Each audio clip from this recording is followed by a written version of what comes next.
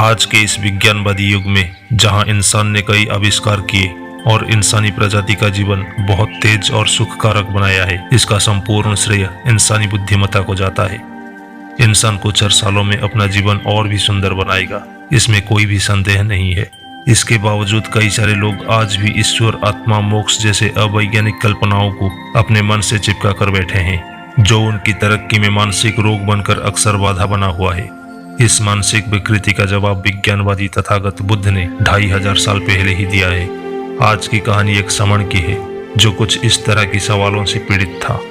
श्रावस्ती की ओर भ्रमण पर निकले बुद्ध से एक श्रमण ने पूछा, तथागत, आप लोगों को कहते हैं कि कोई ईश्वर नहीं है, कोई आत्मा नहीं है, कोई स्वर्ग नहीं है, कोई पुनर्जन्म नहीं है।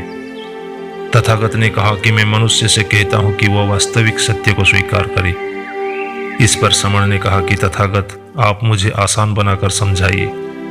तब तथागत ने कहा, मनुष्य की 5 बाह्य इंद्रियां हैं जिसे मनुष्य सत्य को जानता है, जैसे आंखें, कान, नाक, जीभ और त्वचा। आदमी अपने आंखों से देखता है, कान से आवाज सुनता है, जीभ से स्वाद लेता है और त्वचा के स्पर्श से महसूस करता है। कभी कभी इन 5 में से 2 या 3 इंद्रियों का उपयोग करके सच्चाई पता चल जाती है, जैसे कि पानी आंखों से दिखाई देता है, लेकिन ये गर्म है या ठंडा है, ये देखने के लिए त्वचा की मदद चाहिए। ये जानने के लिए जीभ की मदद लेता है कि ये मीठा है या नमकीन। इस पर श्रमण ने कहा, तथागत, ये सब ठीक है, लेकिन ईश्वर के अस्तित्व के बारे में क्या? इस पर तथागत ने कहा, क्या आप वायु को देख सकते हैं? श्रमण ने कहा, बिल्कुल नहीं। इसका मतलब यह है कि कोई फर्क नहीं पड़ता कि हवा अदृश्य है, लेकिन उसके अस्तित्व से इनकार नहीं किया जा सकता। जब हम सांस लेते हैं तो हम हवा को अंदर बाहर करते हैं। जब हवा चलती है तो आप इसे महसूस करते हैं। पेड़ पौधे हवा में हिलते हैं, ये दिखाई देते हैं। तथागत ने कहा, अब मुझे बताओ, क्या ईश्वर तुम्हें 5 इंद्रियों के साथ दिखता है? क्या आपने कभी ईश्वर को देखा है? क्या आपके माता पिता ने कभी ईश्वर को देखा है? क्या आपके किसी पूर्वजों ने ईश्वर को देखा है या सुना है? इसका जवाब श्रमण के पास नहीं था। तथागत कहते हैं, हमारी कोई भी इंद्रिया जो नहीं जान सकती वह सत्य नहीं है, वह ग्रहण नहीं करना चाहिए, क्योंकि वह किसी काम का नहीं है। हालांकि श्रमण को यह सारी बातें समझ में आ रही थी, लेकिन एक और सवाल वो तथागत से पूछता है, तथागत, सारी बातें ठीक है, लेकिन हम जीवित हैं, जिसका अर्थ है कि हमारे पास आत्मा है। क्या आप सहमत है? तथागत ने श्रमण से कहा, क्या आप कहना चाहते हैं कि आत्मा अमर है, यह कभी नहीं मरती? श्रमण ने कहा, बिल्कुल सही।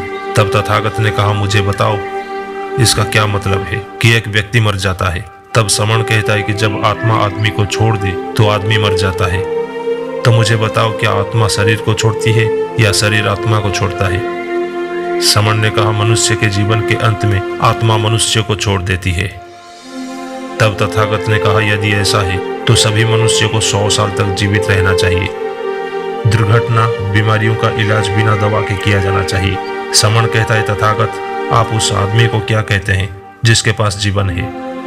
तथागत ने कहा, जब आप दीपक जलाते हैं तो एक बर्तन में तेल और प्रज्वलित करने के लिए ऊर्जा की जरूरत होती है।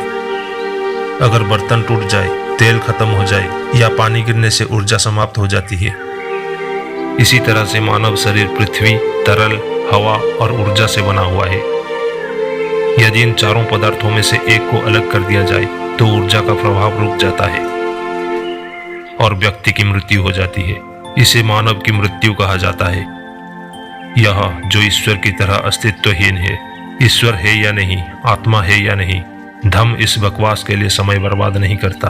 धम्म मनुष्य को जीवित रहते हुए स्वर्ग का आनंद लेने का अवसर देता है और उसे इस जीवन में अज्ञानता के कारण नरक का सामना नहीं करने का मार्गदर्शन करता है। अंधकार से प्रकाश की ओर जाना ही धम्म है। धम्म सत्य है, धम्म विज्ञान है, जो वास्तविक दुनिया में किसी भी इंसान के लिए मार्गदर्शक है। सबका मंगल हो।